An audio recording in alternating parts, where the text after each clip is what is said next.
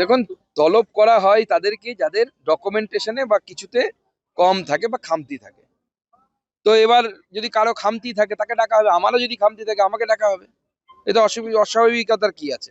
আমাদের বহু বিজেপি কর্মী নেতার কাছেও নোটিশ গেছে। আজকে সাংসদ দেবকে ডাকা হচ্ছে, একাধিক অভিনেতাকে ডাকা হচ্ছে, মোহাম্মদ সামি ভারতবর্ষের হয়ে ক্রিকেট খেলে সর্বোচ্চ সম্মান নিয়ে আসছেন, তাকে ডাকা হচ্ছে। কজন রোহিঙ্গাকে ধরা পড়লো এসআইআর? আচ্ছা, এর আগে আমরা দেখেছিলাম বনগাঁর বিজেপির এমএলএ স্বপন মজুমদার, তিনি বাংলাদেশি প্রমাণিত, বাংলাদেশের তার জন্ম সার্টিফিকেট, প্রত্যয়ন সার্টিফিকেট রয়েছে, তাকে এসআইআর ডাকা হয়েছে, হয়নি। অর্থাৎ বাংলা এবং বাঙালির যারা কৃতি, বাংলা এবং বাঙালির যারা সম্মান বৃদ্ধি করেছেন তাদেরকে হেনস্থা করো।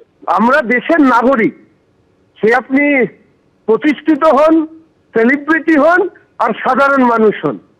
ফলে এই ধরনের অভিযোগ তৃণমূল কংগ্রেস করছে এই কারণে ওনাদের তোলাবাজ ভাইপো, উনি ভিআইপি কালচারে অভ্যস্ত, 70-80টা গাড়ি নিয়ে ঘুরে বেড়ান, কি করেন কেউ জানেন না। ফলে এই ধরনের অবাস্তব কথা তারা বলছে। এসআইআর শুনানিতে ডাক, হেনস্থার অভিযোগ চিকিৎসক সজল বিশ্বাসের। বাঁকুড়ার ডেপুটি সিএমওইচ সজল বিশ্বাসকে পানিহাটিতে শুনানিতে তলব। মাত্র 24 ঘন্টার মধ্যে তলব করে হয়রানি, কমিশনকে আক্রমণে চিকিৎসক। 20 বছর ধরে এই সরকারি চাকরি করছি, গ্রুপে অফিসার, এবং আজকে একটা জেলার দায়িত্বে রয়েছে। গোটা জেলার স্বাস্থ্য ব্যবস্থা আমার উপর চলছে, সেই আমাকে তড়িঘড়ি এবার ছুটে যেতে হবে। এই লক্ষ লক্ষ মানুষের স্বাস্থ্য কি হবে সেটার দায়িত্ব আজকে কিন্তু এই যারা হিয়ারিং করছে, এই কমিশন, ইলেকশন কমিশন, তারা কিন্তু নিচ্ছে না। এবং আমার দপ্তরের মাধ্যমে যে নোটিশ করানো বা আমাকে রিলিজ করা, সেই ব্যবস্থাও তারা কিন্তু নেই। চূড়ান্ত একটা স্বৈরতান্ত্রিক, চূড়ান্ত একটা তুগলকি কাণ্ড চলছে, যার দ্বারা আমাদের মতো অত্যন্ত ব্যস্ততম মানুষ তাদেরকে হ্যারাসমেন্ট করা, এবং যাদের নিঃস্ব অসহায় মানুষ, পরিযায়ী শ্রমিক, তাদেরকে হ্যারাসমেন্ট করা, এছাড়া কিন্তু আর এদের অন্য কোনো উদ্দেশ্য নেই।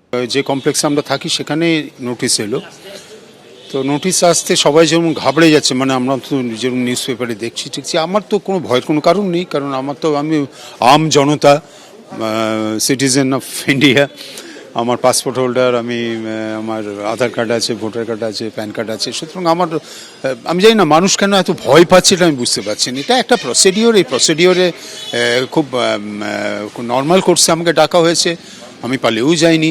এ নয় যে আমার কোনো রকম কোনো লুপ হোলস রয়েছে, এটা অনেককেই ডাকা হচ্ছে, আমি সেই অনেকের মধ্যে একজন। মানে আমার যেটা মনে হয় এটা ওই লটারি পাওয়ার মতো আর কি, শর্টলিস্টেড হয়েছে, সে শর্টলিস্টে আমাদের নামটা এসছে, তা যখন এটাকে যে সঙ্গে সঙ্গে আমরা চলে এসেছি। আমাদের মানে সবাইকে, আর 4টে মানুষকে, কারণ এটা মানে আমরা সাধারণ মানুষ হিসেবে আমাদেরকে গভর্নমেন্ট ডেকেছে, আমরা এসেছি। এখানে দ্বিতীয় কোনো মানে প্রশ্নই নেই বা কোনো উত্তরও নেই, আমার কাছে কোনো সমস্যাই ছিল না। জাস্ট মানে আমরা আসলাম, আমাদের একটা করে সিগনেচার নিল এবং আমার সই দেখলো, পাসপোর্ট করলো, ভেরিফিকেশন করলো, একবার পাসপোর্ট দেখলো, ব্যাস, দ্যাটস ইট। আমরা তো একদমই কাছে থাকি, আর খুঁজে না পাওয়া যাওয়ারও কোনো, আমরা সব সময়ই বাইরে চলাফেরা করি। এবিপি আনন্দ, এগিয়ে থাকে, এগিয়ে রাখে।